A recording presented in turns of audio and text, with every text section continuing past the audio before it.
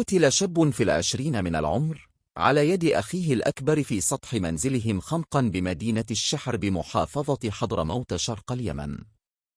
وقال مركز الإعلام الأمني بحضرموت إن الأجهزة الأمنية تلقت البلاغ بالجريمة وباشرت بالنزول إلى الموقع وجمع المعلومات والاستدلالات ومعاينة مسرح الجريمة، ونقل الجثة إلى المستشفى وفتح محضر تحقيق لمعرفة الملابسات الحقيقة وراء هذه الجريمة، بعد أن سجلت الواقعة إنها حالة انتحار. وأضاف المركز أنه جرى تشكيل فريق أمني بقيادة وإشراف مدير أمن مديرية الشحر العقيد عوض بن عكاس العبثاني ومدير البحث الجنائي والأدلة الجنائية وقسم التحقيقات وشرطة المدينة المنصورة.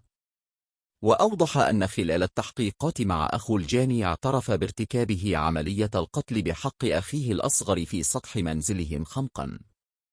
وقامت الأجهزة الأمنية باتخاذ الإجراءات القانونية وحجزه وتحويل ملف القضية إلى النيابة العامة لينال جزاءه العادل وفقا للمركز الإعلام الأمني بحضرموت.